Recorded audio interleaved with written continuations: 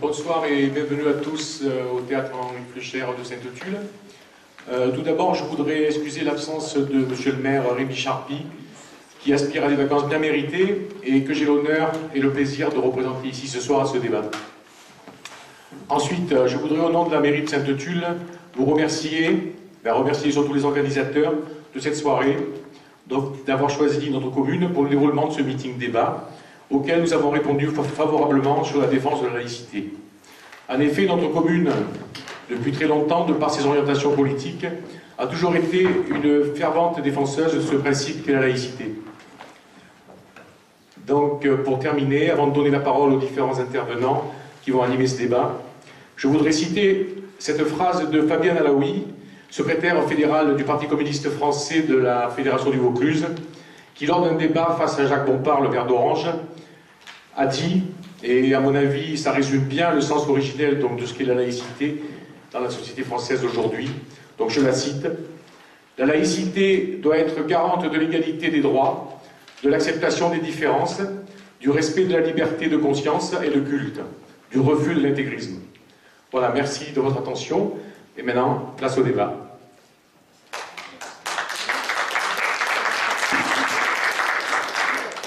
Bien, merci Monsieur le maire. Il me semble qu'il faut que personne ne sorte de cette salle sans signer la pétition pour l'abrogation de la loi Debré. Donc je passe tout de suite la parole à Henri Huille, membre de la CAN de la Fédération nationale de la libre pensée, qui est venu ce soir à Sainte-Tulle. C'est la deuxième fois qu'il vient d'ailleurs. Henri, je te passe le micro. Merci. Alors, comme tu sais, Marc, je suis très bavard. Il faut que tu me surveilles, que je ne dépasse pas les 10 minutes. Parce que je sais comment je suis terrible. Chers amis, citoyens et camarades, salut à vous. Donc j'interviens au nom de la Commission administrative nationale de la libre pensée. Je vais essayer de ne pas traiter trop, bizarrement, trop la question d'actualité. Parce que je pense que de temps en temps, c'est quand même bien de se retourner pour voir d'où nous venons. Parce que très souvent, quand on discute de l'histoire, qu'est-ce qui s'est passé avant, ça nous permet de savoir vers quoi aujourd'hui on veut nous entraîner. Et ce qui s'est passé en matière de laïcité, en matière de séparation des cultes et de l'État, c'est que dans l'histoire de notre pays, qui n'est pas le seul pays à s'être préoccupé de laïcité, bien loin de là, si plus tard on a le temps dans la discussion, je vous donnerai des exemples d'autres pays, parce que la laïcité, ce n'est pas du tout une affaire de Français, parce que la laïcité, avant tout, c'est la liberté de conscience. Et il n'y a pas de pays où il n'y a pas de militants, de travailleurs, qui combattent pour la liberté de conscience. Ça, c'est universel. Dans notre pays, il y a eu 3 tentatives de séparation. La première, c'est la Convention montagnarde, même pendant la période du gouvernement du Comité de salut public, et ensuite même la Convention thermidorienne a adopté une mesure de séparation de l'Église et de l'État. Je ne détaille pas pour gagner du temps. La deuxième tentative, c'est la Commune de Paris de 1871. C'est une date importante, 1871, parce qu'il n'y a pas de militants ouvriers qui, d'une façon ou d'une autre, sur le terrain politique, syndical, associatif, que sais-je, quelque part, ne se réclament pas de l'héritage de la commune. Cette deuxième séparation, elle était claire, nette et précise, c'est il n'y a plus de dépenses relatives au culte qui soient dans le budget de la nation. Et c'est important, je crois, parce que c'est le moment où on ne peut plus nier que le mouvement ouvrier, je parle très mal, je dis des gros mots tout le temps, la classe ouvrière, le mouvement ouvrier, la commune de Paris. Faut m'excuser, je sais que c'est plus trop la mode maintenant, mais vous savez, comme le temps des cerises, ça reviendra.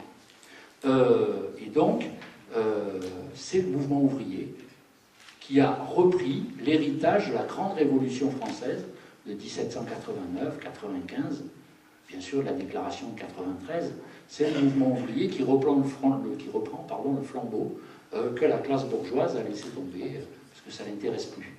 Le flambeau de la séparation, de la laïcité, c'est quelque chose d'important, parce que c'est l'instruction publique. Certains d'entre nous, dans la salle et à la tribune, je ne dirais pas de nom, nous sommes d'une génération où l'instruction publique, c'est avec ça qu'on a gagné notre pain pour le reste de notre vie. C'est avec l'instruction, voire la qualification professionnelle, les diplômes qu'on a pu passer, c'est avec ça que notre salaire a été déterminé, que notre carrière professionnelle s'est déroulée. C'est avec le bénéfice de l'instruction publique qu'on a pu nourrir nos enfants et qu'aujourd'hui on touche une retraite, ce qui fait que parfois on aime bien nourrir nos petits-enfants, tant les choses vont parfois mal. Il y a eu ces 3 tentatives de séparation. La troisième, ça a été 1905, celle sous laquelle, en droit, le pays est toujours gouverné. Je rappelle, la République assure la liberté de conscience. Parce que ça, c'est le but. La laïcité, c'est un moyen. Le but, c'est l'émancipation de l'humanité, et c'est donc la liberté de conscience. Et nous avons dans ce pays encore ce privilège extraordinaire, rare à l'échelle du monde, que si on croise les gendarmes ou les CRS, en principe, ils ne doivent pas nous demander si nous allons à la mosquée, si nous sortons de la synagogue, si nous allons à l'église, ou si nous allons plutôt faire une belote au bar du coin. L'État, la République, à ce moment-là, en 1905, considère que l'État n'a pas à faire le gendarme de la conscience des citoyens. C'est ça la laïcité. L'État n'a pas à se faire le gendarme de la conscience des citoyens. L'État a suffisamment à faire à construire des ponts, des routes, des écoles, des bureaux de poste, et il n'a pas à faire le gendarme de la conscience des citoyens. Bien sûr, dans le cadre de la liberté de conscience, ça inclut la liberté de culte. Mais le paragraphe 2 de cette loi, écoutez, si toutes les lois étaient aussi claires que la loi de 1905, notre vie serait très simplifiée. Le paragraphe 2, c'est « La République ne reconnaît, ne salarie, ni ne subventionne aucun culte. » Plus clair que ça, tu meurs. Or, évidemment, il y a eu ces 3 séparations, et bien sûr, il y a eu à chaque fois 3 tentatives de reconquête. La première tentative de reconquête après la Révolution, c'est Napoléon, bientôt Bonaparte, bientôt Napoléon Ier, qui fait ce qu'on appelle un concordat, c'est-à-dire passe un accord avec l'Église catholique, et lui donne un statut particulier, c'est la religion de la majorité des Français, et à partir de là, les prêtres, les évêques sont salariés, et en contrepartie, c'est l'empereur, le futur empereur qui désigne les évêques, et on ne fait pas de politique à l'Église, mais il faut quand même se prêter serment de fidélité à l'empereur. Et puis, après la Commune de Paris, qui a été, là c'est une reconquête éminemment brutale et violente, c'est Monsieur Thiers, c'est la semaine sanglante, hein, c'est le boucher de la Commune, et je voudrais citer, vous allez voir, quand je vais citer 2 ou 3 textes de cette époque, c'est lumineux. Et puis la 3e tentative de reconquête, après 1905, elle est en cours. Et le moment important, le moment majeur de cette tentative de reconquête de la part des cléricaux, eh bien, c'est le vote de la loi Debré en 1959. Alors quel était l'enjeu à cette époque, mais quel est l'enjeu aujourd'hui de cette loi de 59 ? Je voudrais citer des textes qui sont un petit peu plus anciens, mais vous allez voir comme c'est d'une clarté limpide. D'abord, vous savez qu'il y a eu, après les restaurations, la révolution de 1848, et qui s'est trouvée posée dès 1850, la question de la loi Fallou, c'est-à-dire toujours du financement, etc. Et donc, voilà le rapport qui est remis à l'empereur, qui à cette époque, pardon, encore que le prince-président, un rapport qui est remis des partisans de la loi Fallou. Je vous le lis. Les insurgés de juin n'étaient pas des ignorants. Ils avaient reçu cette fameuse instruction primaire que l'on nous donne comme le remède à tous les maux de la société. Si l'école est tenue entre la salle d'asile, le patronage de l'autre, une seule et même influence régnera sur l'enfant, l'écolier, le jeune homme, et ce sera l'influence de la religion, l'influence de l'Église. Si, au contraire, l'école primaire est isolée, indépendante, c'est-à-dire l'école publique, l'écolier pourra devenir un ouvrier d'esprit plus ou moins affranchi. Grave péril pour l'ordre social. Si ce n'était pas suffisamment clair, j'ai une citation de Charles-Émile Frépel, qui est écrit fin 1871, c'est-à-dire après la défaite de la Commune. C'est un des bras droits de M. Thiers.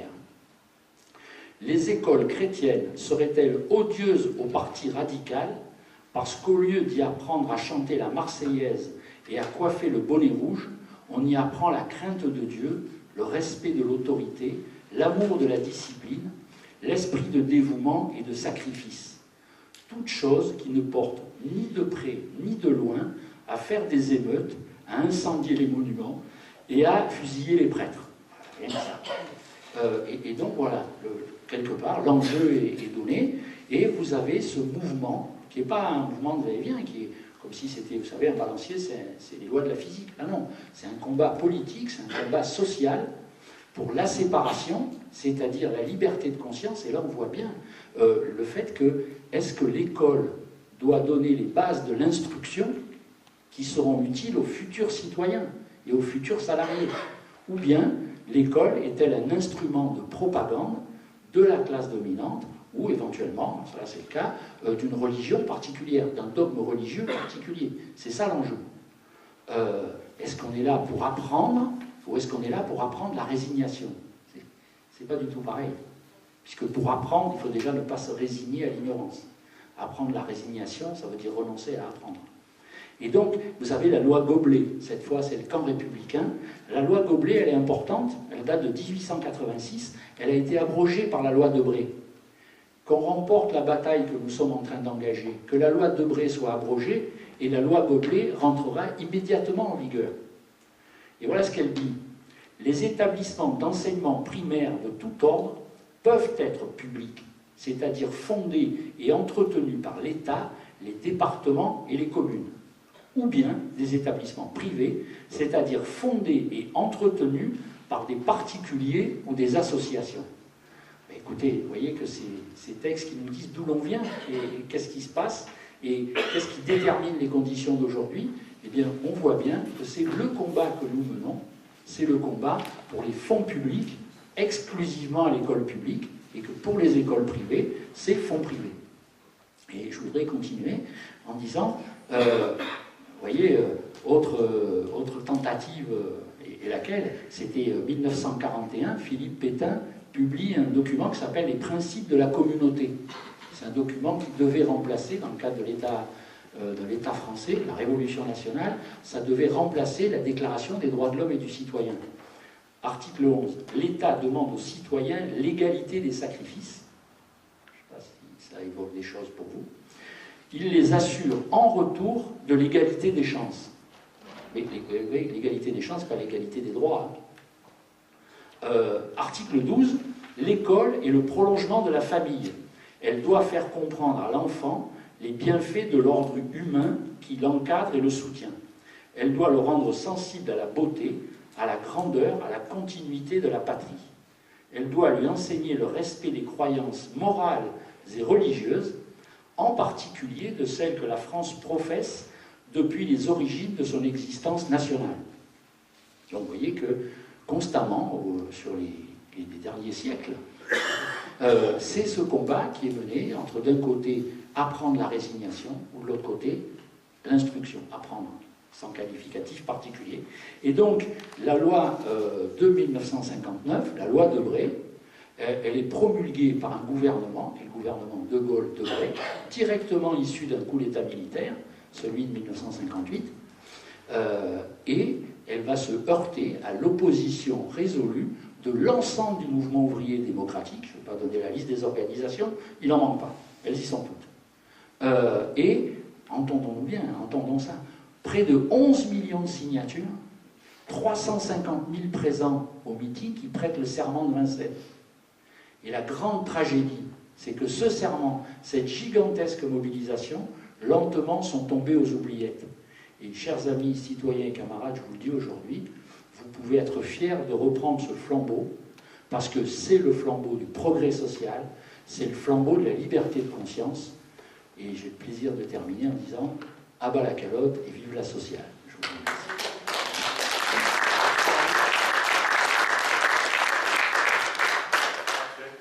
remercie. Merci d'avoir rappelé nos origines, en quelque sorte.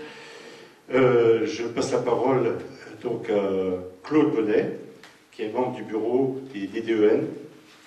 Il va nous expliquer du département. Voilà, Claude.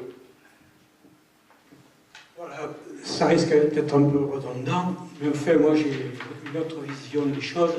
Je suis représentant des DDEN et il serait peut-être bon que je précise exactement ce qu'est un DDEN. Avant d'en venir au but précis du meeting, il est bon de rappeler ce qu'est un DDEN, sa fonction et la position nationale de notre fédération. Le DDEN a une fonction officielle. Les DDEN sont désignés par le DAZEN, le directeur administratif des services éducationnels, pour 4 ans, après avis du CDEN, Comité départemental de l'éducation nationale.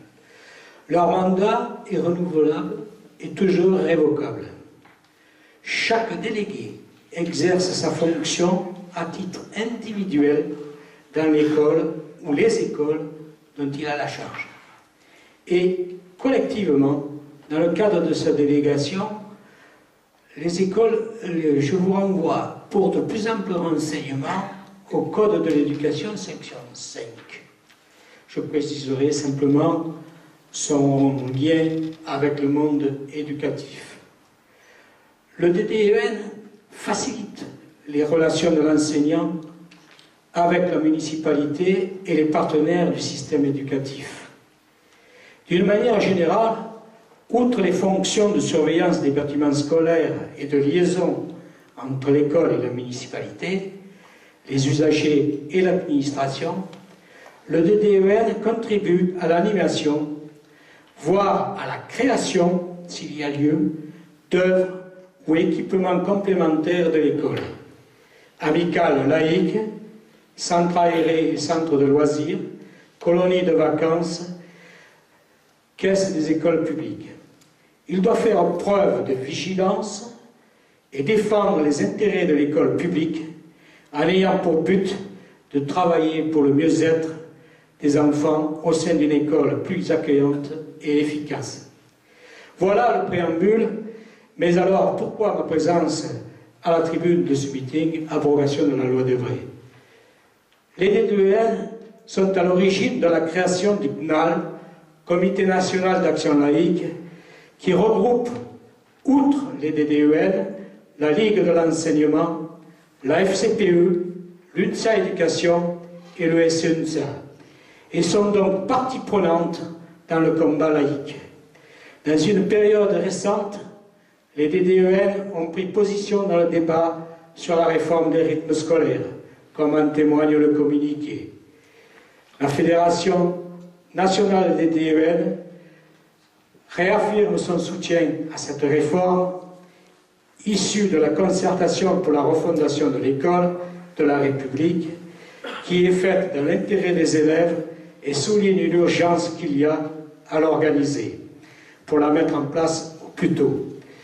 Bon nombre d'arguments levés contre cette réforme ne sont souvent que des arguties pour cacher un refus parfois partisan. Toutefois, la Fédération nationale des DEN déclare inacceptable et condamne le financement de cette réforme pour les écoles privées en contradiction avec le Code de l'éducation.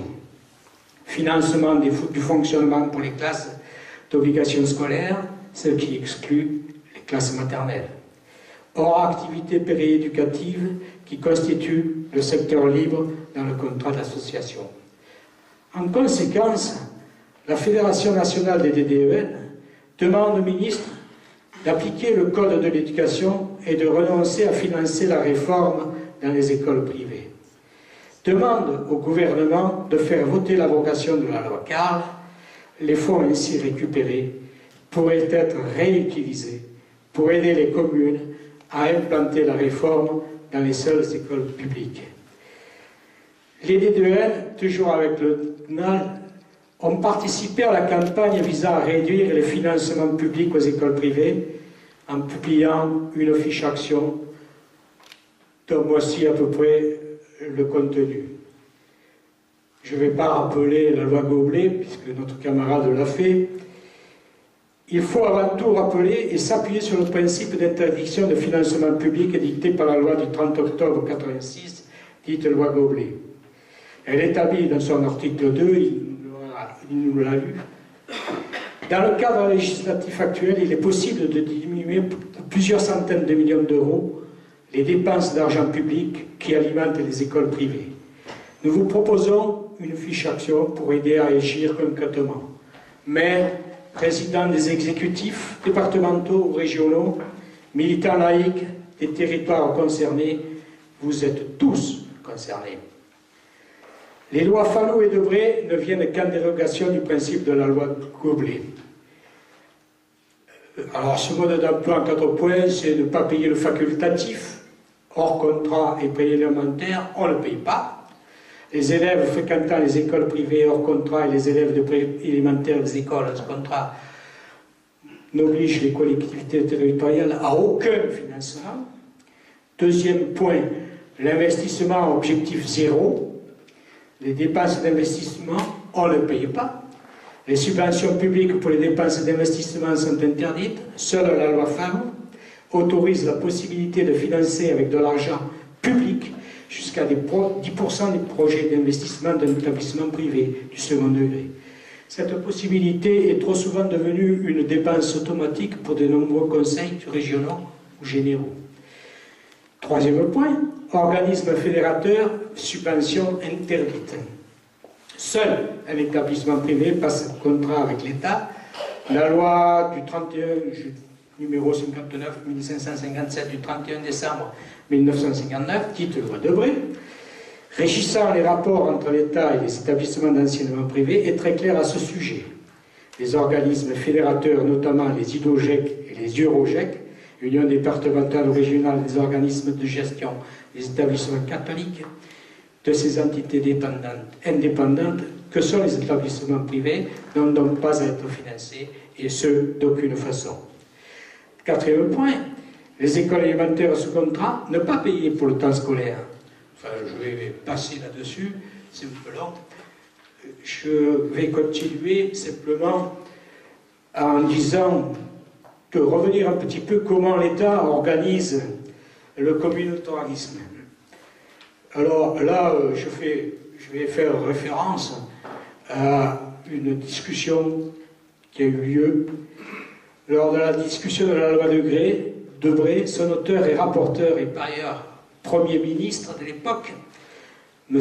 Michel Debré, déclarait « C'est une chimère dangereuse que celle qui conçoit par l'association de droit de tous les établissements privés la constitution d'une sorte d'université nationale concurrente que l'État accepterait de considérer dans son unité, avec laquelle il traiterait sinon d'égal à égal, en tout cas comme un vaste corps intermédiaire. Apprenti sorcier, s'était exclamé un député socialiste. Celui-ci avait raison.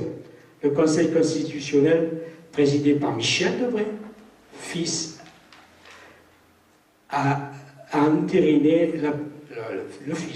a entériné la parité entre enseignement public et enseignement privé en validant le 22 octobre 2009 la loi dite loi Carle. Ainsi était reconnue comme une université au mieux parallèle, à coup sûr concurrente de l'université nationale, une autre université traitant d'égal à égal avec l'État. C'était l'aboutissement du processus entamé 50 ans plus tôt par un enseignement privé, l'enseignement catholique, mais il n'est plus seul. Il a fait des émules qui entendent probablement profiter de cette parité reconnue. D'ailleurs, cet enseignement catholique, je vais citer une dame qui s'appelle Monique Cabotte-Carillon, qui était une invitée de Mediapart et qui disait, elle est présidente de l'association chrétienne pour une église dégagée de l'école confessionnelle, qui rassemble depuis 1983 des chrétiens critiques. Elle dénonce les coups de boutoir de l'enseignement catholique qui contribuent à appauvrir l'école publique, voire à manipuler les textes évangéliques. Je vais poursuivre. Des chrétiens ont jugé bon, depuis plus de 25 ans, de demander à l'Église catholique de ne plus cautionner une école privée. Regroupés dans une association, le CEDEC, ils se sentent humiliés quand l'Église catholique contribue par le comportement des responsables de cette école confessionnelle à appauvrir l'école publique, école de la nation, à appauvrir les communes, voire à manipuler les textes. Quelques exemples récents de ces coups de boutoir qui, au nom d'une parité abusive, ne font que renforcer l'inégalité sociale et l'extension d'une politique extra-libérale, même si l'institution ecclésiale n'est pas toujours maîtresse des dérives accomplies en son nom dans ce domaine. Dans le contexte économique actuel, bien des écoles françaises sont confrontées aux suppressions de postes. Mais tout le monde ne crie pas misère de la même manière. Nathalie Mons, chercheuse spécialiste des politiques éducatives, nous apprend dans un article paru dans Le Monde le 16 juin 2010 qu'entre 2003 et 2009, 95% des postes supprimés ont été prélevés sur le public, contre moins de 5% pour le privé. Une proposition nettement en retrait par rapport au poids de ce réseau dans l'éducation française. Ce qui nous amène à regretter vivement l'abandon en 1984 de la loi Savary, qui devait mettre en place un grand service unique de l'éducation. Mais ceci est une autre histoire, car elle s'inscrit dans un combat politique. La fédération des DDEN n'est pas un parti politique. Je vais conclure. Mon camarade Jean-Philippe vous parlera plus en détail du concordat à Alsace-Moselle, lui. Je signale aussi la lettre des présidents des idées des DDEN de la région Auvergne. Mais je conclurai en reprenant la requête du meeting pour l'abrogation de la loi Debré: fonds publics à l'école publique, fonds privés à l'école privée. Merci. Merci Thierry. Eh bien, je passe la parole à Jean Fillet. Donc pour la FGR FP04, pareil, il va vous expliquer. Vas-y Jean. Bonsoir. Cette année, la FGR a dû se pencher sur le problème de la laïcité suite à une question posée lors de notre congrès national à Narbonne, question qui touchait le statut d'Alsace et de la Moselle. Donc il y a eu dans notre département une série de réunions où ce problème a été posé et qui a été suivi de débats. C'est donc avec beaucoup de plaisir et sans hésiter que nous avons répondu à l'invitation de Libre Pensée et que nous soutenons leur initiative. Ce sujet de laïcité nous est très cher parce que nous pensons qu'il est le fondement même de la démocratie. La laïcité en France est particulière car je crois qu'elle est la résultante d'un double processus quand la plupart des autres pays n'en ont vécu qu'un. Là aussi, je vais y aller dans mon petit laïus sur l'histoire, mais je vais remonter encore plus loin, 496. Clovis se fait baptiser. Eh ben, on est beau. Ce qui fait de la France la fille aînée de l'Église, vous en êtes tous très fiers, mais ce qui conduit aussi à cette idée extrêmement simple, le roi est catholique. Ces sujets le sont. Très simple. En 1438, à Bourges, on signe un décret un peu bizarre qu'on a appelé la pragmatique sanction. Le Vatican pataugeait dans des conciles absolument abominables. L'idée est la suivante: le clergé français se désengage de Rome et acquiert une certaine autonomie, ce qui signifie que le roi va contrôler cette autonomie. On arrive, je vais aller vite, rassurez-vous, aux guerres de religion. En 498, massacre de la Saint-Barthélemy, on a tous pris ça à l'école. Henri IV y met un terme avec l'édit de Nantes. Bon. Pour faire approuver cet édit de Nantes, il a convoqué au Louvre le Parlement. Parlement résolument hostile, parce que logiquement profondément catholique.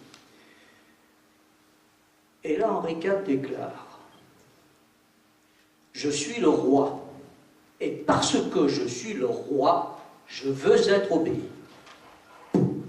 Il le saura. Conclusion, l'euro, autorité de l'État. Et je m'amuse, c'est beaucoup dire, je mets en parallèle cette affirmation de l'autorité de l'État dans une décision du Conseil constitutionnel de 2004. Je vous la lis.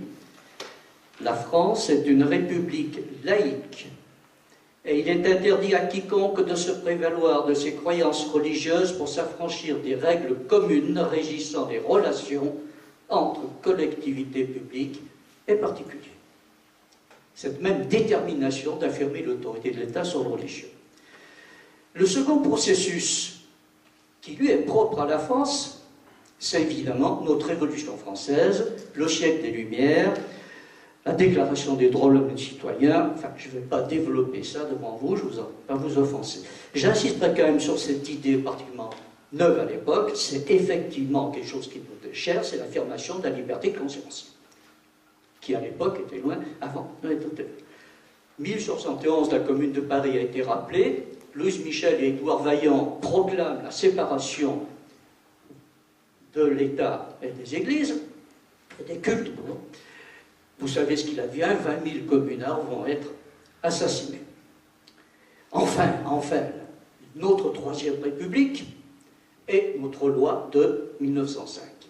Je rappelle au passage que Ferdinand Buisson, qui est le rédacteur de cette loi, a inventé un néologisme qui s'appelle laïcité. Alors, ça n'existait pas, le mot. Alors, cette loi de 1905 instaure une loi, c'est important le mot loi, instaure une double neutralité, neutralité de l'État, de ses services et de son personnel, et neutralité des confessions religieuses qui, en aucun cas, n'ont à intervenir dans les affaires de l'État. Ce préambule un peu long, c'est pas pour jouer le savant, mais c'est pour montrer que notre pays puise ses racines, son unité, son vivre ensemble dans les valeurs portées par la laïcité. Et cette laïcité est dévoyée. Dévoyée par la loi Debré de 59. Aux conséquences désastreuses, voire dévastatrices, puisqu'elle a ouvert la porte à d'autres lois, Gerner, Lang, Karl récemment, ça a été rappelé. Et notre grande désillusion du projet Savary en 84 quand même. L'État, en instituant et en finançant deux systèmes concurrents, établit de fait un dualisme porteur d'une forme de communautarisme.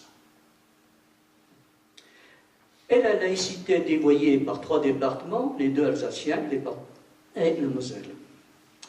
On sait que cette situation particulière est expliquée par des circonstances historiques, nous le savons tous. Ces circonstances l'expliquent, ces circonstances ne le justifient pas. La loi, quand même, relative à l'organisation des cultes, date du 8 avril 1802, la loi Fallot rappelée à l'instant, et cette loi reconnaît, j'insiste, cette loi reconnaît 4 cultes. Que 4, si j'ose dire, parce qu'il y en a un 5e qui n'est pas reconnu. La loi de 1905 n'en reconnaît aucun. Voilà tout simplement une région en infraction avec la loi.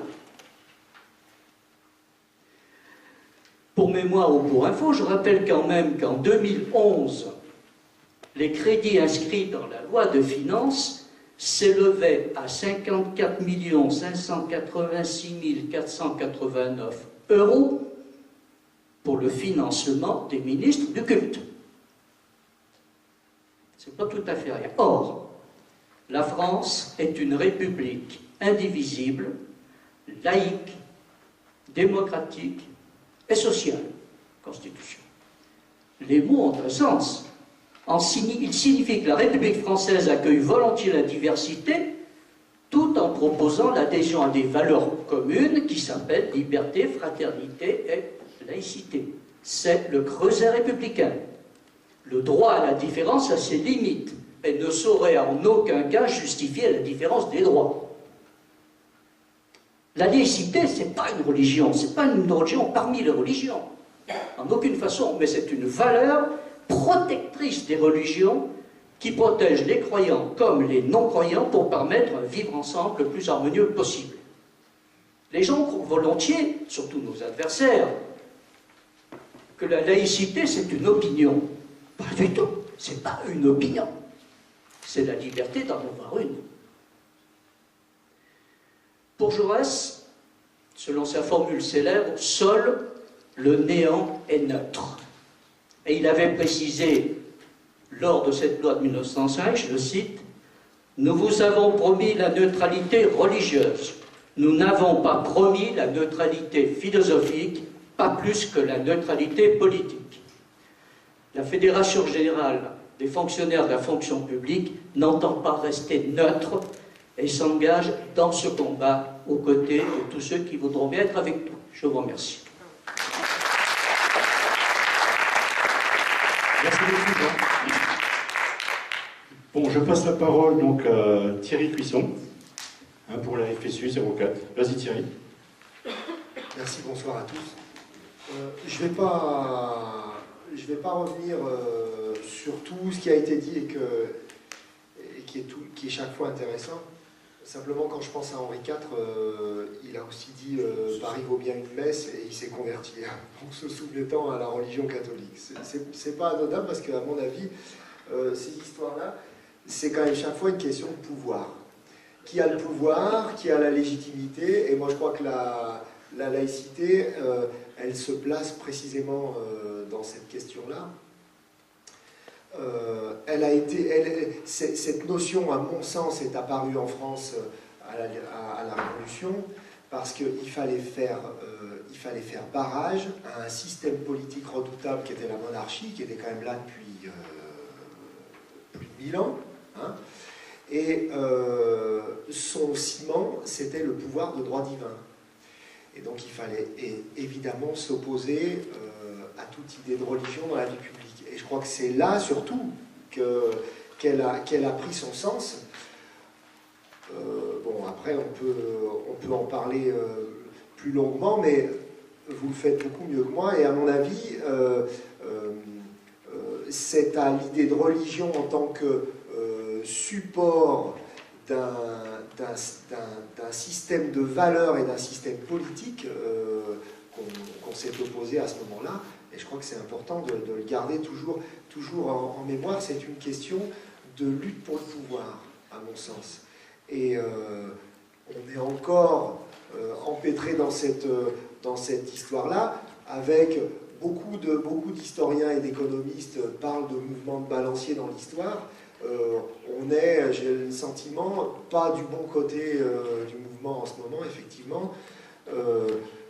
Moi, je voudrais plus recentrer autour de questions d'éducation, parce que la laïcité, elle est souvent mentionnée dans des questions d'éducation et dans l'école, mais il est bien évident pour nous que la laïcité enfermée dans l'école ne peut pas vivre et ne peut pas porter ses fruits. C'est évidemment dans un contexte d'une société laïque qu'elle peut avoir un sens dans l'école. Il me semble, j'enfonce une porte ouverte avec aisance, mais ça me semble important de le dire. Moi, la question que je me pose, c'est pourquoi il y a une école privée en France? C'est un peu ça qui est... à mon sens, et la première réponse qu'on peut faire, c'est pour maintenir un élitisme social. Hein, les gens qui mettent leur enfant dans l'école privée, c'est qu'ils ne veulent pas forcément qu'il soit mélangé avec d'autres moins fréquentables, sans doute. Les religions, elles ont eu longtemps une volonté, c'est d'avoir une mainmise sur la jeunesse pour former, pétrir les petites cervelles molles, hein, parce que la jeunesse est l'avenir d'un pays. Il y a de ça, mais il n'y a pas que ça. Alors, pour faire court dans les notes que j'avais prises et pour ne pas être redondant avec ce qui a été déjà dit, on peut arriver à aujourd'hui. Le pouvoir a changé. On pouvait évidemment trouver comme suspect la majorité UMP qui était au pouvoir depuis plus d'un quinquennat, voire de... mais on peut se poser question des volontés réelles de la majorité actuelle au pouvoir. Parce que le seul candidat qui a parlé de suppression du Concordat, c'était pas le président actuel, hein, c'était le candidat du Front de gauche. Le candidat actuel, il arrive avec une refondation de l'école qui laisse une part, notamment au niveau des projets éducatifs territoriaux, au financement de l'enseignement privé, et c'est écrit dans la loi. Il a un ministre qui parle d'instaurer un enseignement de la morale laïque, si je ne me trompe pas, dans l'école, alors qu'on sent bien qu'on instrumentalise la laïcité pour taper sur des minorités. Hein. Et là, on veut instrumentaliser un combat avec les musulmans, sortir des mondes papier par rapport au terrorisme, etc. Un éminent représentant de la majorité actuelle, l'ami Migaud, sort aujourd'hui un rapport avec la Cour des comptes qui tape gaillardement sur l'école publique et sa gestion. Donc on peut vraiment être inquiet sur les velléités réelles d'une majorité entre guillemets de gauche qui actuellement semble se perdre un peu dans une sorte de co-gestion d'un mouvement amorcé avant son arrivée au pouvoir.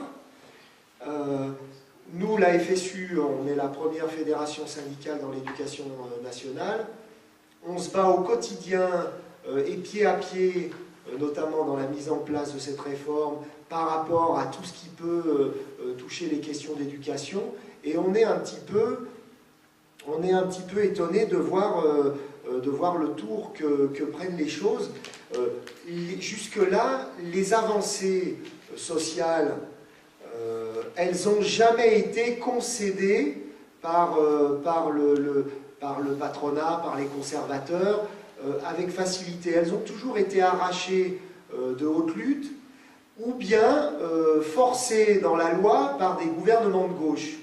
Et là, on a un gouvernement de gauche qui est en train de signer l'accord de l'ANI, etc. Donc, on est étonné. Actuellement, l'école privée, me semble-t-il, c'est une extraordinaire pompe à subvention. Hein, grâce à la loi Debré, il y a quand même 97% des établissements privés qui ont signé un contrat avec l'État et qui touchent quand même plus de 7 milliards d'euros en 2013 là, de subventions par rapport à un budget global d'éducation qui est de 63 millions d'euros. Ça pose quand même question. Mais ça, c'est que la partie émergée de l'iceberg. Les collectivités territoriales, alors l'État paye les enseignants, la formation, etc., mais les collectivités territoriales, aux différents niveaux de leurs compétences, payent les frais pédagogiques, payent les frais de fonctionnement. À tout niveau, les débordements sont possibles, les débordements de la loi pour aller dans des investissements immobiliers. Donc l'État donne de l'argent pour acheter de l'immobilier privé pour de l'enseignement privé, et qui, parce qu'il est sous contrat, est obligé de se prononcer pour la République et pour la laïcité. Oui, on fait très bien ça, ça fait penser aux missions de service public qui peuvent être assumées par des sociétés privées. Hein. Tout ça nous semble vraiment très curieux. Donc, en plus d'être une pompe à subvention, c'est une niche fiscale extraordinaire. Il n'y a pas que les particuliers, il y a les entreprises, il y a les gens victimes de l'impôt sur les grandes fortunes qui peuvent se dégréver de leurs impôts à plus de 60-65% en finançant. Et alors c'est là quand on cherche un petit peu là-dedans, on se rend compte que récemment, il y a eu 2 fondations qui ont été créées. C'est intéressant. La principale, c'est la Fondation Saint-Mathieu, qui vise à récolter des fonds pour l'enseignement sous contrat. Elle a été jugée d'utilité publique en 2011. C'est pas mal quand même. Mais alors, plus drôle, alors je vous passe les membres, hein, mais ça vaut le coup quand même, si on a 2 petites minutes là. Les membres quand on tient le micro, on ne peut pas jouer à bouger voilà. Et mes lunettes, elles sont tombées. Je te les prêterai si je veux. C'est pas des lunettes. C'est un stylo. Donc, à la tête de la Fondation Saint-Mathieu, on trouve le cardinal André XXIII, l'évêque Éric Aumônier, le général Bruno Cuche, l'amiral Oudot de Dainville, et puis aussi Claude Bébéard d'AXA, etc., hein, des acteurs du monde de la finance et des banques. Tous ces gens-là ont bien compris que le combat actuellement, il se mène sourdement en orientant, en infléchissant de façon insensible la loi. On a parlé de la loi Carle, hein, et puis en gagnant aussi dans les têtes. Et les libéraux, au moins depuis l'élection de Sarkozy, ils ont gagné dans les têtes.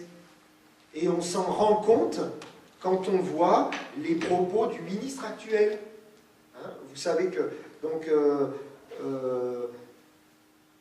l'enseignement privé catholique a pris position contre le mariage pour tous dans les écoles laïques qui sont censées être sous contrat avec l'État laïque. Hein.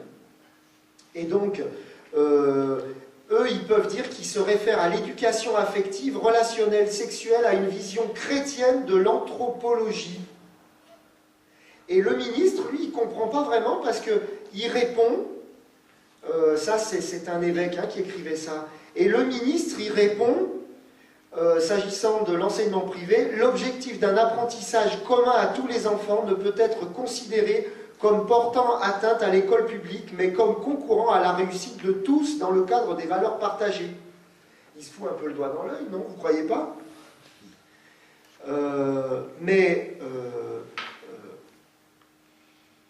Comment faire là?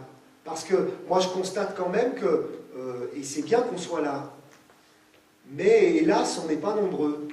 Et aujourd'hui, on est dans un contexte où le combat qui a été amorcé sous Sarkozy par Darcos et qui se continue dans l'idéologie que continue ce gouvernement avec le livret personnel de compétences, l'amorce de l'école du socle, qui peuvent peut-être paraître dans la nuance, hein, mais qui sont essentielles parce que toutes ces réformes sont porteuses de l'alignement de l'école sur les impératifs de l'entreprise, sur la préparation à la flexibilité, à l'idée de rentabilité.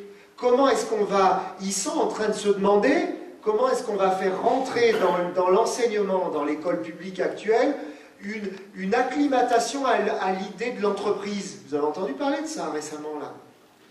Donc, par rapport à ça,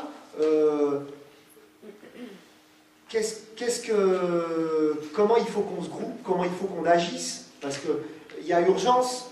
Eux, en face, ils ont une arme redoutable, c'est l'indifférence.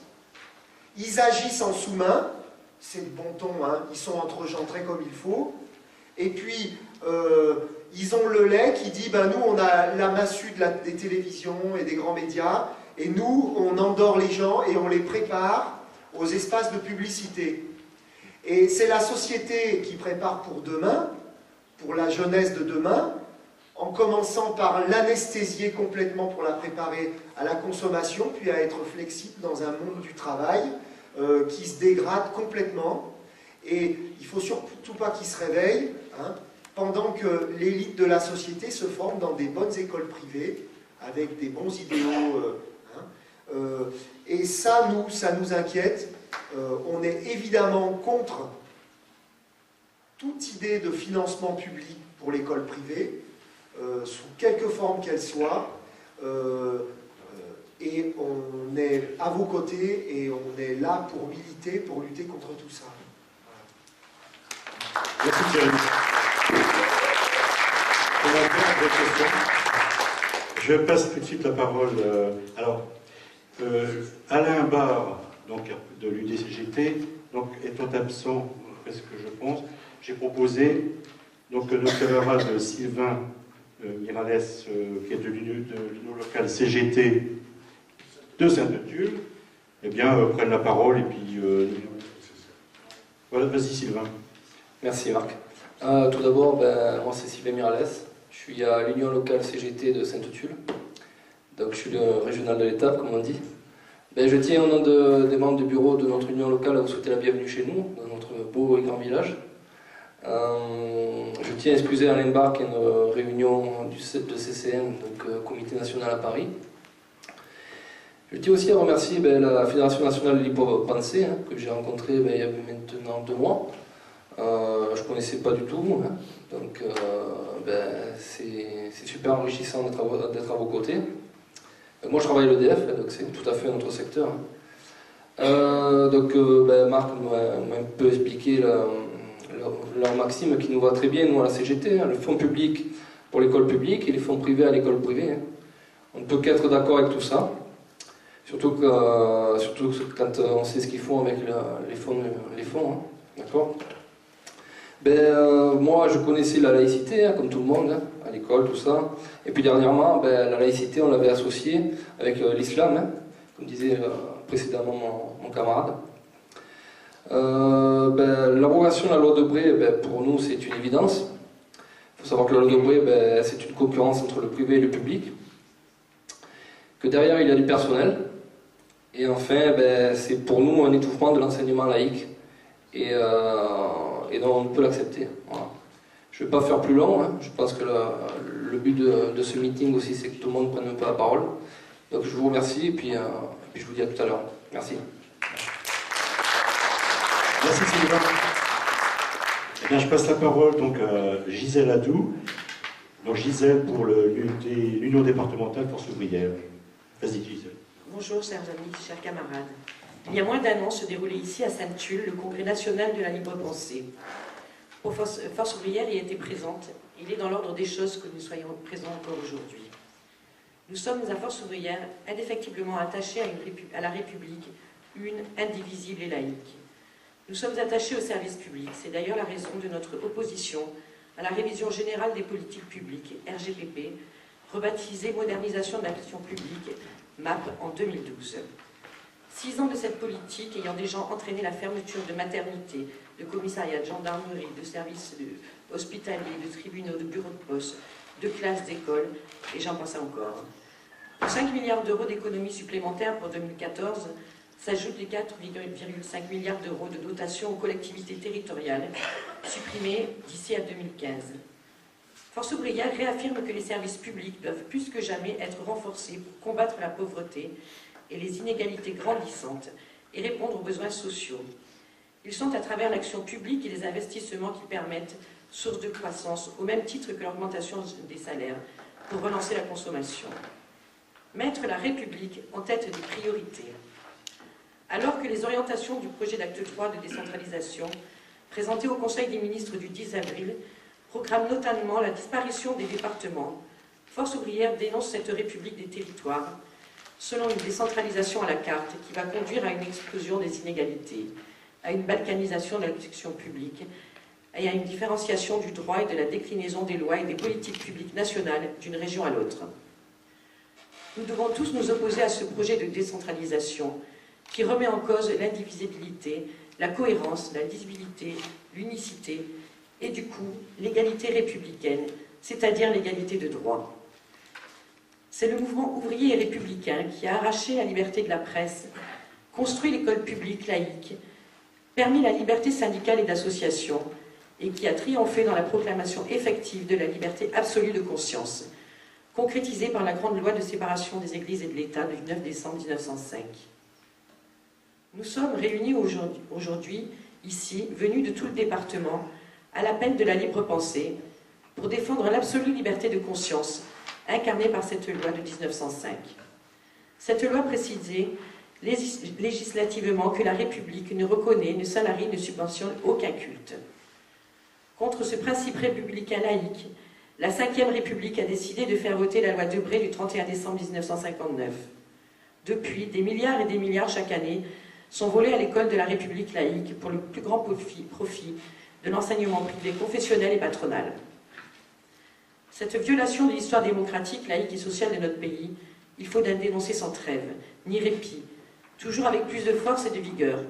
Il ne faut jamais oublier l'histoire des combats de nos aînés pour le triomphe des principes d'égalité, d'instruction, de liberté et d'émancipation.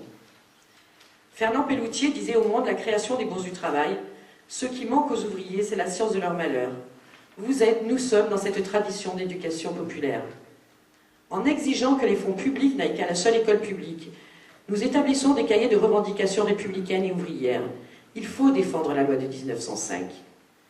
À l'Union départementale Force ouvrière des Alpes-de-Haute-Provence, nous sommes les défenseurs résolus de la défense des services publics, et en particulier de l'école publique. Nous défendons l'instruction publique contre tous ces fossoyeurs. Vous pouvez compter sur nous, sur la CGT Force ouvrière tout entière, pour vous aider dans la lutte laïque, la liberté absolue de conscience. Nous la pratiquons quotidiennement dans notre action syndicale. La religion doit rester une affaire privée. Nous sommes restés fidèles au serment de Vincennes du 19 juin 1960. L'effort tout entier de la nation doit être consacré à l'école laïque, la seule école de la République. Aujourd'hui, nous sommes tous ensemble, pour défendre la laïcité et le grand principe républicain. Les fonds publics à l'école publique, à la seule école publique. Alors, chers amis, chers camarades, je vous incite à signer cette pétition. Merci. Merci, Nicole. Alors, là, je passe la parole, donc, cette fois-ci, à Eric Lozo, qui est président de la FCPE du département. Vas-y, Eric. Oui, voilà, ça, il fallait vraiment le dire. Je ne suis pas président de la FCPE, mais de la FCPE 04. Et c'est pas que... Mais je ne me suis pas présenté.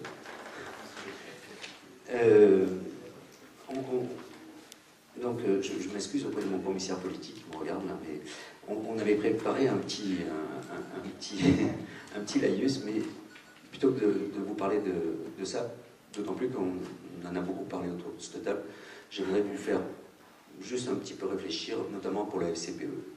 À la FCPE, on sort du congrès national, et lors de ce congrès national, on avait au vote une réforme des statuts. Cette réforme des statuts précisait, la FCPE, c'est la Fédération des parents d'élèves de l'école publique. Permettait à des parents dont les enfants sont inscrits dans des établissements privés, que sont les CFA ou certaines écoles privées, patronales. Parce que le CFA, c'est la chambre consulaire, d'accord, mais c'est une chambre consulaire patronale. Bon. D'adhérer à la FCPE et d'y avoir des fonctions. Heureusement, cette réforme n'est pas passée. Elle n'a pas trouvé majorité au sein de la FCPE. Mais c'est quand même bien, effectivement, un mouvement entier qui conçoit que le patronat, on va dire, mais je peux le dire autrement, hein, on va dire le patronat. Le patronat a un droit sur l'enseignement. C'est également, je suis assez confus parce que je ne suis pas un savant, par contre. C'est également, à un moment donné, quand on voit, comme le disait Thierry, le ministre de l'Éducation de ce gouvernement, qui met et qui ouvre la porte grand à l'entreprise, dans l'école publique. Et puisque c'est toujours une histoire de domination, le dieu actuel, c'est l'argent. Et le dieu actuel, et cette domination vient du pouvoir de l'argent. Et le pouvoir de l'argent est actuellement en train de prendre toute la place dans l'éducation, dans la conscientisation, à travers des médias, comme le disait Thierry, et dans tous les acquis que l'on avait battus ensemble. Donc c'est, d'après moi, à ce niveau-là, non seulement l'idée de la laïcité, c'est effectivement le droit d'avoir quelque opinion que ce soit, et cette laïcité est remise en question par cette intrusion de l'entreprise, du patronat dans l'école publique. De la même manière, dans cette école publique, on n'y accueille jamais de syndicalistes en tant que tel, pour revendiquer cette opinion syndicale. On n'y accueille jamais d'inspecteurs du travail en tant que tel, pour expliquer aux enfants qu'ils sont là pour être formés à être subordonnés. Jamais. Donc on a des combats à mener et on les mène avec les camarades que l'on retrouve au CDEN, puisque les DDEN sont là, les syndicats sont là, et la fédération des parents d'élèves du 04 est là également. Mais on a toujours mis au centre de la table, devant le DAZEN, en lui disant « Attention, là, nous avons une mission, et cette mission, elle ne doit pas être entachée, puisque lui, il est clair, hein, quand il discute avec nous, lui, il parle d'école publique, mais de cette école publique ne doit pas être entachée par l'entrée de cette pensée unique qui formate et qui permet le consentement. » Voilà. À part ça, je vais juste vous lire le premier paragraphe parce que j'aimais bien. C'est donc un communiqué de militants qui revendiquent d'autres ambitions pour la FCPE. École, laïcité, république. La FCPE, dans ces trois mots, puise son origine, son histoire et son identité. Pour la FCPE, la laïcité, principe fondamental inscrit dans la Constitution de notre République, se définit comme humanisme généreux, comme un humanisme généreux, d'égalité, de liberté, de fraternité, de tolérance et de respect. La République n'a de valeur que si les citoyens qui la composent sont pourvus des outils intellectuels leur permettant de la parfaire. Voilà. Merci. Léo Roussin, je te passe la parole, Léo, pour donc la FERC CGT 04. Vas-y. Bon, Léo Roussin, j'interviendrai pour la Fédération de l'enseignement, de la recherche et de la culture CGT. Mes camarades actifs de la FERC ne pouvant pas être présents, ils ont fait appel au vieux Léo, retraité. Je représenterai donc le syndicat départemental de l'enseignement de l'éducation nationale, CGT 04. Enseignement, c'était le syndicat dans le passé, c'était le syndicat national de l'enseignement technique et professionnel, CGT, pour lequel j'ai été secrétaire départemental dans le département pendant 30 ans. L'apprentissage, moi j'ai œuvré beaucoup dans ma carrière dans l'apprentissage public. L'apprentissage, dans le passé, était l'apanage surtout des corporations et du privé. Et ce sont des instituteurs, après 1945, qui ont fondé, des instituteurs laïcs, qui ont fondé les centres d'apprentissage publics, qui sont devenus les collèges d'enseignement technique, puis les lycées d'enseignement professionnel. Je vais édulcorer un peu mes propos parce qu'il y a beaucoup de choses qui ont été dites, et je vais arriver un petit peu vers la fin de mon exposé. J'ai eu une carrière de 38 ans et demi qui m'a conduit dans l'enseignement public, de Douai dans le Nord, première nomination, 5 ans de punition, enfin, entre guillemets, en passant par Serres dans les Hautes-Alpes, et ensuite à Manosque pendant 30 ans au lycée professionnel Martin-Bray. J'ai rencontré les membres de la Libre Pensée à l'occasion de leur congrès national à Sainte-Tulle, durant l'été 2012, au mois d'août, bien au chaud. À l'époque, nous avions, les camarades s'en souviennent, une chaleur étouffante. J'apprécie leur combat pour la défense de la laïcité, et notamment aujourd'hui pour l'abrogation de la loi Debré. Dans notre lutte syndicale pour la défense des collèges d'enseignement technique, puis des lycées professionnels publics, nous nous sommes rendus compte du poids de l'enseignement privé, catholique ou patronal, concernant surtout, et ça c'est un domaine que je connais bien, la politique de la répartition de la taxe d'apprentissage. C'est une taxe de 0,5% sur la masse salariale qui est attribuée aux établissements généraux d'enseignement technique. Cette répartition de taxe d'apprentissage que les entreprises attribuent de préférence aux établissements privés au détriment des établissements publics d'enseignement technique ou professionnel. Les lycées professionnels manquent beaucoup de crédits de fonctionnement et d'investissement. Et nous pensons que la règle fonds privés au privé et fonds publics au public doit être appliquée systématiquement. Merci de votre écoute. Merci Léo. Avant de passer la parole à Patrick, je voudrais signaler que Alain est présent, Alain Barre, donc pour la cellule du DCGT. Donc on avait proposé que Sylvain on le remplace. Merci d'être venu. Si tu veux prendre la parole, de toute façon tu viens, alors je te l'ai dit. Voilà, à tout à l'heure. Je passe la parole donc à Patrick Bus, qui est secrétaire de la FNAC FP Force Ouvrière 04. Vas-y Patrick. Merci.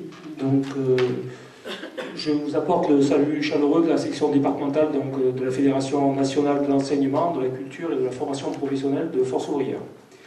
Donc d'abord merci à Libre Pensée de nous avoir invités et merci à la mairie de Sainte-Tulle de nous accueillir. Je suis le dernier intervenant, donc beaucoup de choses ont été dites déjà, je vais essayer donc, de ne pas être trop redondant. En ce qui concerne donc la Fédération de l'enseignement Force Ouvrière, notre action donc s'ordonne autour de deux principes qui ne sont pour nous ni négociables ni amendables, à savoir la défense de la laïcité et de l'unité de l'école sur tout le territoire de la République. Et enfin, nous sommes un syndicat, donc nous défendons aussi le statut national donc, de nos personnels. Évidemment, donc, nous estimons que les deux sont intimement liés. Donc, sans école publique égale pour tous les enfants de la République, pas de statut national et réciproquement, pourrait-on ajouter. Pour ce qui est de l'école de la République, pour le moment, donc, cette école, donc, qui reste gratuite, laïque et obligatoire, garantit à tous les élèves le droit égal à l'enseignement par ses programmes nationaux qui sont mis en place par des enseignants recrutés, formés, rétribués par l'État et indépendants des églises comme des élus et des associations diverses, justement en application des lois laïques et du statut général de la fonction publique. Et je rappelle donc ces programmes qui sont une fois maîtrisés permettent donc à nos élèves d'abord de passer des examens nationaux, puis d'obtenir des diplômes nationaux qui sont inscrits dans les conventions collectives nationales du privé ou exigés pour des concours de fonction publique pour ensuite postuler à des emplois qualifiés. Et j'insiste bien sur le terme national puisque actuellement, donc, on voit dans l'Afrique la réforme donc, qui a été, dont on a parlé donc, sur la décentralisation, l'acte 3, et pour ce qui concerne l'enseignement, donc la réforme Payan, la loi Payan qui est en train d'être examinée actuellement. Donc nous demandons et nous exigeons le maintien de ce cadre national. Donc, ceci étant précisé, donc, la position de la Fédération donc, de l'enseignement Force Ouvrière, je vais l'aborder très rapidement concernant cette loi, des différentes lois qui sont en étude actuellement. Donc, je vous ai parlé de la loi Payan, mais il y a aussi la loi Fioraso qui concerne donc l'enseignement universitaire. Et également aussi donc, le volet de l'enseignement professionnel qui a été abordé par Léo tout à l'heure, technique et professionnel. Et dans cette loi, il est question de transférer donc l'enseignement professionnel aux régions. Et ça, nous le dénonçons fortement, nous sommes opposés. Nous ne voulons pas, donc, par l'intermédiaire de la région, les centres de formation d'apprentis privés, donc patronaux, se saisissent et arrivent à ce qu'on dénonce depuis tout à l'heure. Donc, nous sommes absolument opposés à cette décentralisation. Il en va de même aussi pour le secteur ce qu'on appelle donc des CIO, donc qui concernent l'information et l'orientation des élèves, qui aussi est voué à être décentralisé et à régionaliser aussi. Je vous ai parlé donc de la loi universitaire, donc loi Fioraso. Là aussi, donc, nous dénonçons ce projet de loi, puisque jusqu'à présent, chaque diplôme délivré donc, par une université était validé au plan national par le ministère. Et avec la nouvelle loi, cette décision serait prise université par université par un conseil d'administration. Donc nous estimons que ce serait la fin du caractère national des diplômes qui leur confère une valeur sur le marché du travail, et donc ce serait un diplôme en quelque sorte, on va dire, local. Et ça, donc, nous le dénonçons, je répète fortement, puisque nous sommes attachés, et donc nous l'avons répété, et Gisèle l'a annoncé tout à l'heure aussi, à l'unicité et à l'égalité des chances dans toute la République. Un petit mot sur les rythmes scolaires aussi, donc on en a abordé tout à l'heure. Nous estimons que cette réforme sur les rythmes scolaires, ce décret qui est paru et la réforme de Payan, va instaurer donc une territorialisation de l'école, va amorcer donc le transfert aux collectivités de missions qui relèvent jusqu'ici de l'éducation nationale. Et d'ailleurs, pour ce qui est donc en la relation avec la laïcité, quelqu'un l'a déjà dit tout à l'heure, mais les projets éducatifs territoriaux qui sont censés être mis en place par cette loi vont permettre donc de subventionner en quelque sorte les écoles publiques, mais aussi les écoles privées, et ça, donc, nous ne le souhaitons absolument pas. Évidemment, donc, j'ai rappelé ici donc, les revendications et les positions du syndicat Force ouvrière sur ces différentes lois. Je vais donc arriver maintenant au terme de mon intervention. Donc, bien entendu, nous avons aussi, à un temps donné, dénoncé la conception rationaliste du précédent chanoine honoraire de Latran. Vous avez entendu parler à l'époque, donc il s'attaquait violemment donc, aux instituteurs, puisque dans notre fédération, donc, nous avons donc les enseignants du premier degré et évidemment tous les autres, mais nous sommes aussi attachés au terme d'instituteur. Et donc, bien entendu, nous avons dénoncé cette prise de position de l'époque. Bien entendu, nous sommes absolument d'accord avec tout ce qui a été dit concernant la nocivité donc, de cette loi Debré, qui pour nous est la mère de toutes les lois et qui gangrène de tout, donc cette fameuse loi Debré, dont nous demandons évidemment nous aussi donc l'abrogation. Et nous demandons donc cesse effectivement le détournement de milliards de fonds publics qui ont déjà été annoncés depuis tout à l'heure, je ne vais pas y revenir. Voilà, donc je pense que je vais en rester là et je vous remercie de m'avoir écouté. Merci Patrick. Merci. Je voulais simplement, avant de passer la parole à la salle, vous donner quand même quelques chiffres illustratifs du département. Alors notamment en mai 2012, le Conseil général, donc le département, d'après la loi, en vertu de la loi, a versé 391 270 € pour les deux établissements, le Sacré-Cœur et Saint-Charles. Sacré-Cœur Digne et Saint-Charles à Manosque, sachant que 5%, ils scolarisent ces deux établissements privés, moins de 5% de la population scolaire du département. J'ai d'autres chiffres que je peux vous donner. Par exemple, j'apprends on a appris que Fort-Calquier, 120 000 € étaient donnés au titre de toutes ces lois anti-laïques, notamment la loi Carle, ce qui fait, comme tu disais tout à l'heure, l'intervenant, l'appauvrissement des communes, évidemment. Manosque, alors c'est mon camarade Testanière, ici présent, je remercie, qui me signalait qu'à Manosque, il y aurait, normalement, ça paraît officiel puisque c'est une personne bien informée, 1289 € par élève qui seraient donnés comme ça, donc à l'enseignement privé. Bon, j'arrête là sur les chiffres, mais ça illustre bien qu'il faut en finir avec cette loi Debré. Bon. Merci à tous et à tous, merci à la tribune. Marc, tu viens de citer des chiffres et l'occasion m'est offerte quand même de remercier, de commencer par un remerciement, et en plus nous sommes à Sainte-Thune, remerciement adressé à Yannick Philippolo, conseiller général du coin, à qui j'ai demandé la transparence des chiffres concernant les financements des 2 collèges privés du département, le Saint-Charles à Manosque et le Sacré-Cœur à Digne. C'est rien de le dire, un remerciement, mais ça donne toute la difficulté de la bataille politique que nous engageons ce soir. Parce que, croyez-vous, ça fait plusieurs années que je demandais à celles et ceux en charge du secteur éducation du Conseil général de mettre à notre disposition les financements des 2 établissements privés collèges de ce département. Et il était extrêmement difficile d'avoir accès à ces chiffres. Donc, le fait que Yannick Philipponneau, conseiller général, ait pu vous communiquer ces chiffres, nous devons nous en satisfaire et c'est tout à sa gloire. Autre difficulté, Marc l'a évoqué tout à l'heure, c'est récent, c'est mardi dernier, je suis allé en mairie de Manosque, et ceci après avoir fait plusieurs courriers aux 4 villes du département qui ont des écoles privées, Barcelonnette avec l'école Saint-Joseph, Digne avec le Sacré-Cœur, Fort-Calquier avec Jeanne d'Arc et Manosque-Saint-Charles. Aucune réponse à mes missives. Donc je me suis déplacé sur Manosque, il a fallu que je montre patte blanche parce que je suis citoyen manosquin.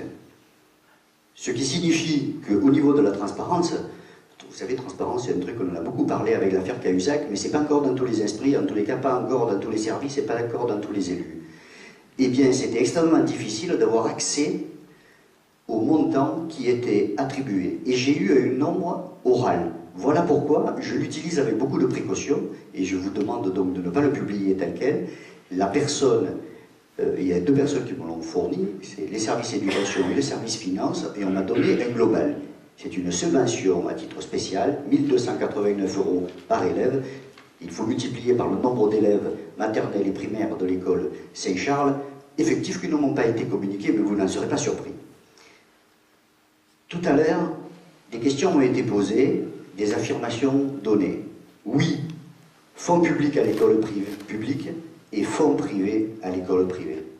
Il se trouve qu'au travers de toutes les interventions, mes amis et citoyens, vous avez retransmis ma carrière. Je fus instituteur et j'ai été confronté à la présence d'une école privée à côté de celle où j'exerçais. Patrick, tu as évoqué le démantèlement des centres d'information et d'orientation, et j'ai été conseiller d'orientation psychologue. Et la volonté du patronat, avec le bras armé que constitue le MEDEF, aujourd'hui, avec l'accord national interprofessionnel, avec toute une série de coûts qui sont portés, je rappelle quand même qu'il y a la circulaire Sapin-Combrexel qui veut liquider les inspections du travail. Tout ça s'est fait aussi, ça participe d'une même colonne vertébrale pour liquider le code du travail, pour faire en sorte que le contrat de subordination de l'ouvrier n'ait plus la possibilité à un moment donné d'avoir des contre-pouvoirs en termes syndicaux. Ce qui fait qu'à un moment donné, on va livrer les jeunes dès les collèges, c'est-à-dire au moment des paliers d'orientation, à l'appétit du patronat.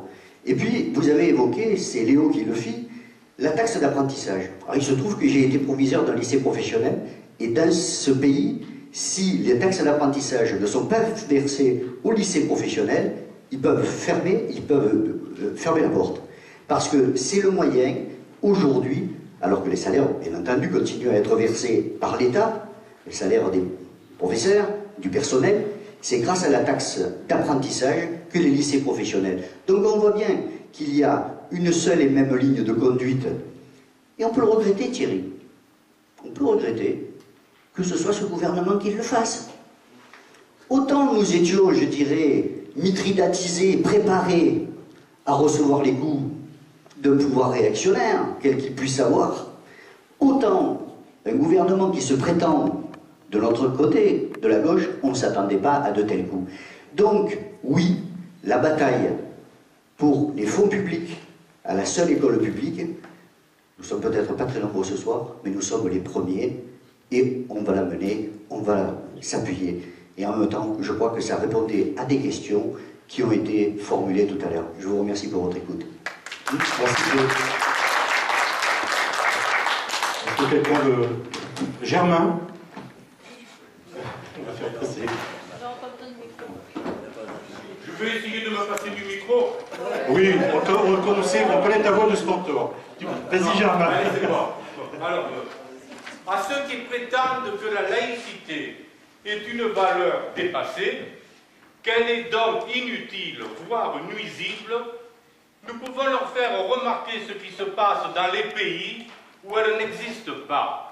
Dans les pays où il n'y a pas de stricte séparation entre, d'un côté, l'État et l'école, et là où les religions.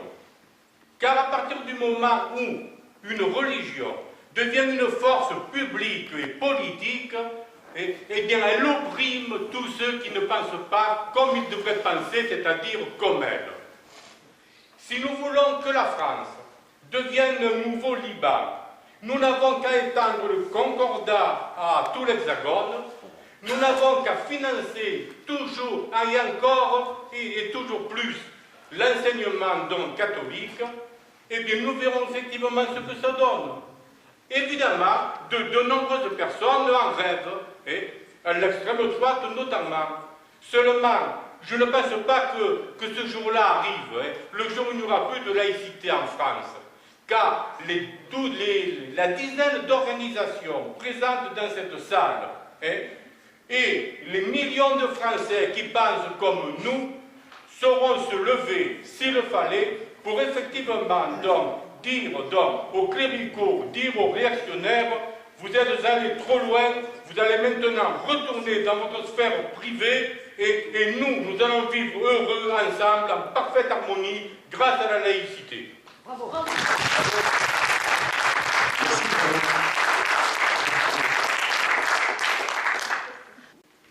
Bon, bah vas-y alors. Si on peut, hein. Oui, vas-y, Voilà, oui, parce que la tribune a tous les droits aussi. Hein. Tout à l'heure, tout à fait, comme il est normal, souci de partager le temps de parole, j'ai coupé court dans ma conclusion.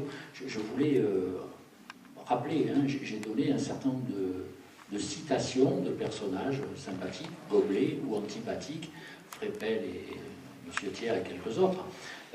C'est un peu la méthode de la libre pensée. Nous ne pensons pas que nous avons à faire partager nos sentiments ou nos opinions, mais qu'en tant qu'association d'éducation populaire, qui est le premier aspect de la libre pensée, on doit parler des faits. Qu'est-ce qui s'est passé, qui a dit quoi, qui a fait quelle loi, etc. Parce qu'après, on s'aperçoit d'ailleurs que quelles que soient nos différences de sensibilité, d'opinion, de sentiments sur toute une série de choses, à partir du moment où on discute des faits, on tombe facilement d'accord. L'autre aspect de la libre pensée, c'est effectivement une association militante. C'est pour ça que nous avons invité tout le monde à participer au débat de ce soir, parce que le premier acte de la vie militante, c'est de débattre et cerner ce sur quoi on est d'accord. Et aujourd'hui, on est largement d'accord sur l'abrogation de la loi Debré et les fonds publics exclusivement à l'école publique et, ma foi, à l'école privée, les fonds privés. Je voudrais quand même éclaircir deux points. Les citations que j'ai faites tout à l'heure, je voudrais en faire une d'actualité. C'est un document, il est bien ce document. Le titre, c'est « Avons-nous besoin de l'école catholique ?» Et évidemment, c'est édité par une officine de la Conférence des évêques de France. Et je tiens à préciser d'ailleurs que Monseigneur 23 n'est pas le fils de Jean 23. Hein. Je posais plusieurs fois la question. Et il parle, vous savez, il y a un bras de fer, on n'en parle pas assez, il y a un bras de fer dans l'Église catholique et dans l'enseignement catholique entre les directeurs des offices de gestion de l'enseignement catholique, les OGEC, d'un côté, et les archevêques, les évêques, pardon, de l'autre. Les directeurs d'OGEC, ils gèrent, donc ils sont sensibles au Grisby, et ils disent il faut mettre l'accent sur le privé. Et les évêques, eux, c'est une force politique. On le voit d'ailleurs, on ne va pas s'étonner de découvrir maintenant que l'Église catholique est catholique. Hein. On le voit dans les manifestations contre le droit au mariage pour tous. Et c'est les évêques qui ont gagné ce bras de fer, et ils organisent une convention qui va se tenir, peu importe la date, une convention pour réorganiser l'enseignement catholique. Et voilà ce qu'ils disent. C'est toujours bien de dire, voilà ce qu'ils disent eux. C'est pas moi, je suis un mécréant, c'est eux qui le disent. L'écriture d'un nouveau statut de l'enseignement catholique redira le projet de l'école catholique tout en réaffirmant la volonté de l'Église. Donc pour eux, l'école catholique et l'Église, c'est tout un. Les histoires de elle concourt au service public, machin, tout ça, c'est du bidon. L'école catholique concourt à l'Église catholique. Et rien d'autre. par son engagement éducatif, d'assumer du sein de sa propre tradition une responsabilité sociétale. C'est les évêques qui ont gagné. L'école catholique doit servir à la reconquête de la société, à la recléricalisation de la société, comme il a été dit par plusieurs intervenants, à la réextension du concordat, cette fois à toutes les religions et à tout le territoire. Et on l'a vu, je le répète, dans les manifestations qu'ils ont organisées, il y a quelque chose de très frappant. Il a été plusieurs fois fait mention de la loi Savary. On peut discuter beaucoup de ces choses-là. Il y a une chose qui était indiscutable, c'est qu'à l'époque, c'est les hommes politiques de droite qui ont convoqué l'Église pour organiser la manifestation. Aujourd'hui, en raison de la non-élection de Sarkozy, de la crise de l'UMP et tout un tas de choses, c'est l'Église catholique qui organise la mobilisation. Elle a 2 canaux de mobilisation. Son premier canal, c'est les offices de gestion de l'école catholique, puisqu'on leur paye les permanents, ils s'en servent. Et le deuxième et principal canal de mobilisation, c'est la PEL, l'association des parents de l'école libre, c'est-à-dire l'école privée, puisque l'école libre, comme vous savez, c'est l'école publique. Mais bon, eux, ils sont comme ça. Et on a vu les OGEC et les appels mobiliser, louer les cars, faire inscrire les parents à la sortie des écoles privées, etc. etc. C'est une force politique de première grandeur, et c'est eux qui ont choisi leur porte-parole. Ils ont choisi Frigide Barjot, on ne la connaît pas, on ne sait pas si elle est frigide, pour le reste c'est elle qui le dit, et elle a un grand avantage, c'est pas un évêque.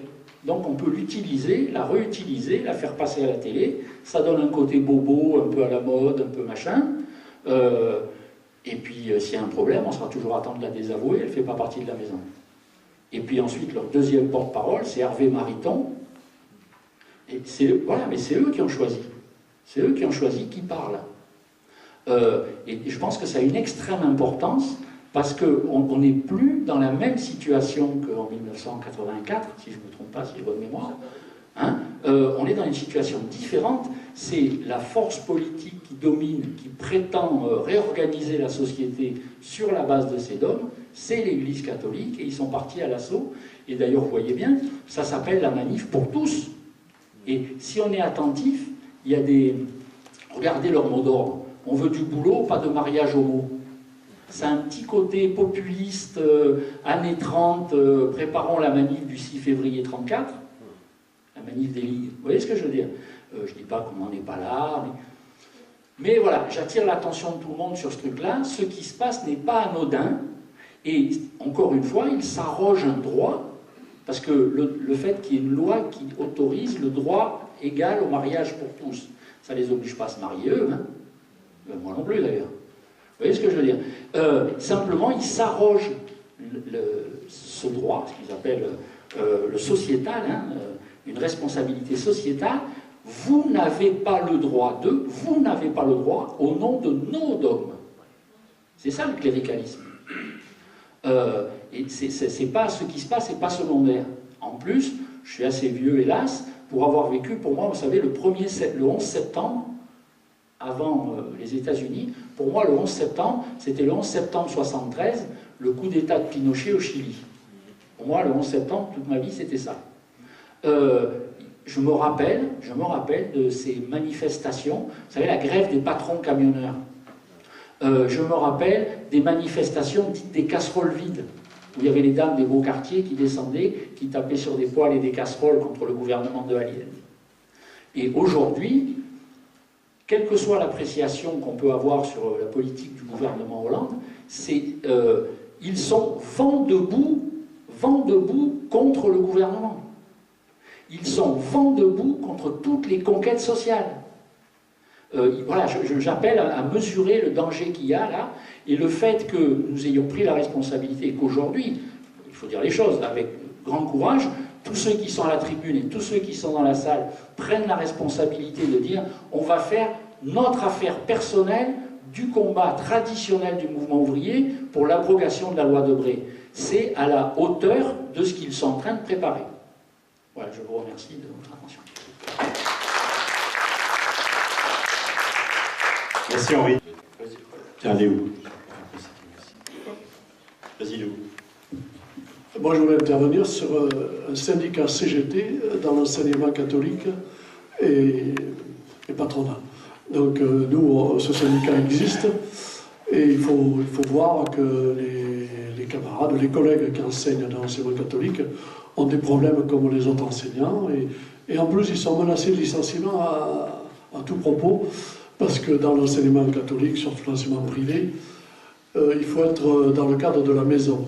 Donc le syndicat CGT est là pour défendre les revendications de ces gens-là. Donc c'est paradoxal de voir qu'on a un syndicat CGT d'ailleurs qui veut incorporer maintenant ce syndicat, il veut incorporer la Fédération d'enseignement de la recherche et culture et entrer dans le syndicat d'enseignement public. On va accueillir d'ailleurs ces camarades, c'est l'objet d'un congrès. Moi, dans toute ma carrière, j'ai vu les difficultés de ces enseignants qui sont dans l'enseignement catholique et qui défendent quand même leur carrière, leurs droits, etc. Et ils sont sous la hiérarchie catholique qui est très, très prenante. Et, par exemple, au Sacré-Cœur de Digne, il y a des problèmes de licenciement du personnel.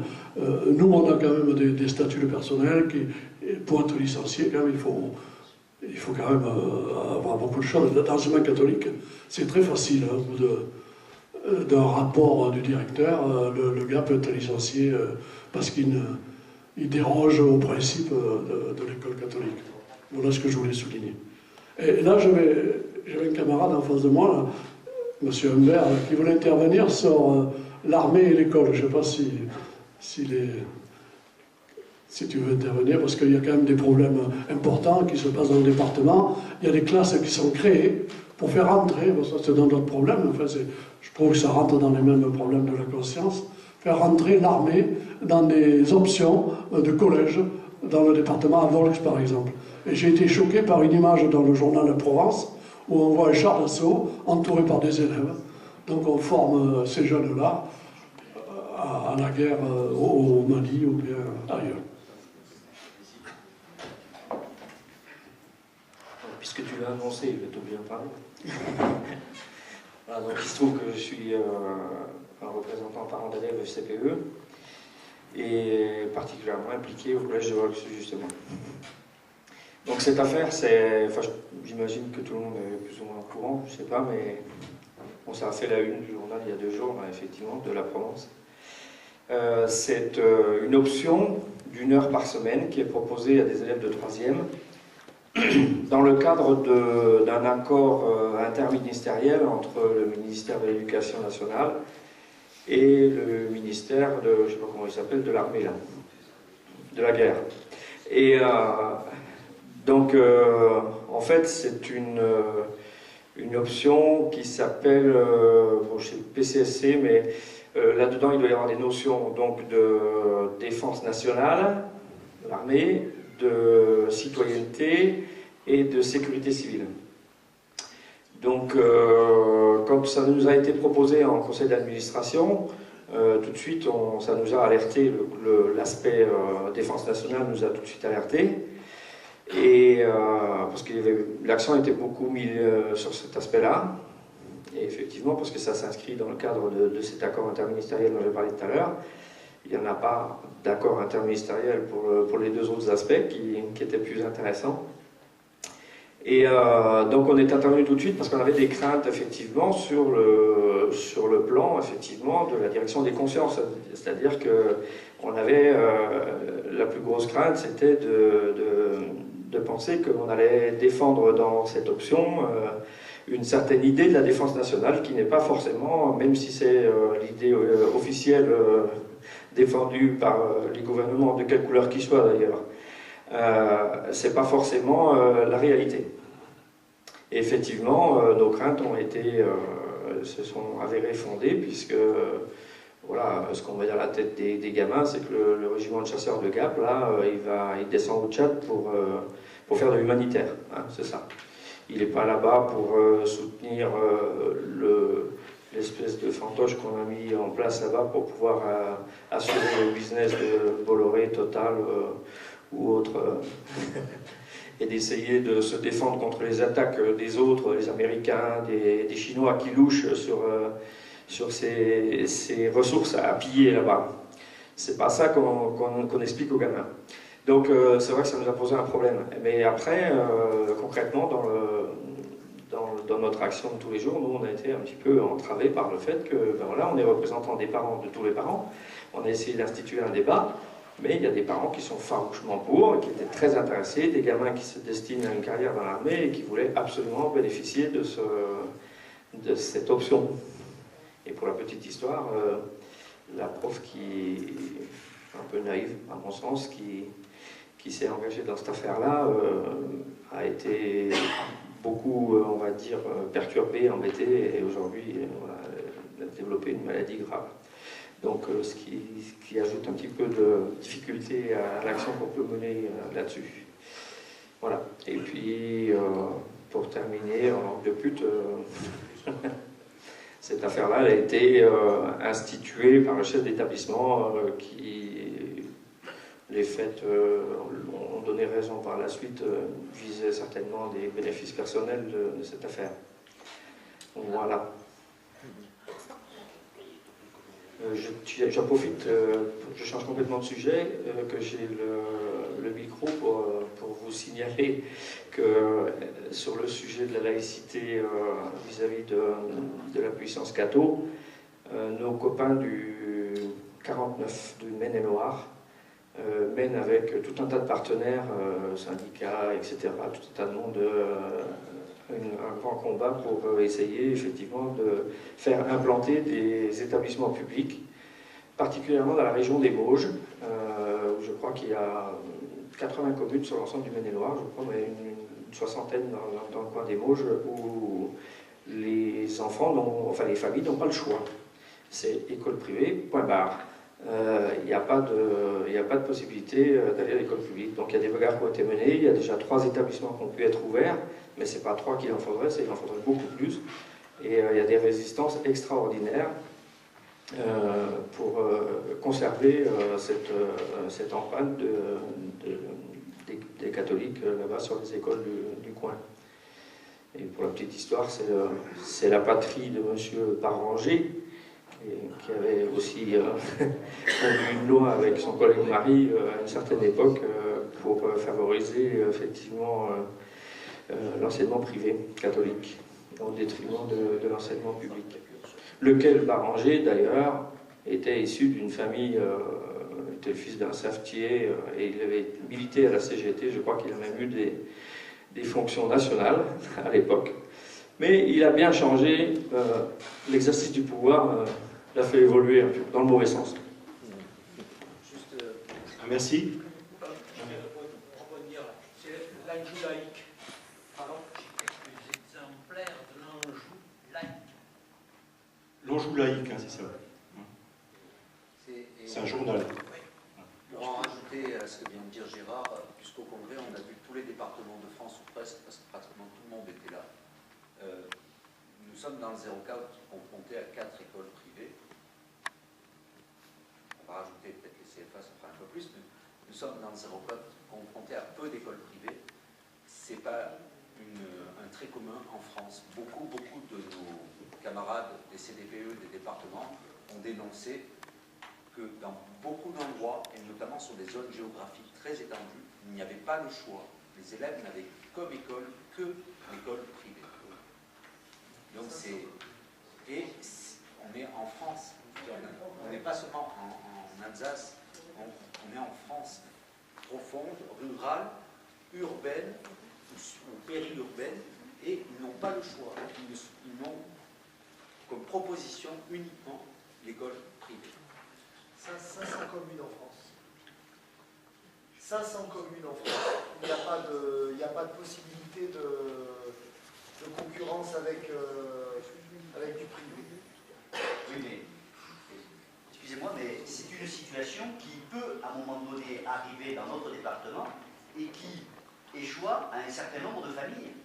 Dès lors que dans un village, donc, environnement rural, l'école publique disparaît, il est plus d'une famille qui, si elle souhaite inscrire ses enfants, les scolariser dans de bonnes conditions, c'est-à-dire accueil tôt le matin, un petit peu de garderie le soir, n'a d'autre choix que d'aller vers l'école privée. Prends un exemple, l'école primaire de l'Aisselle.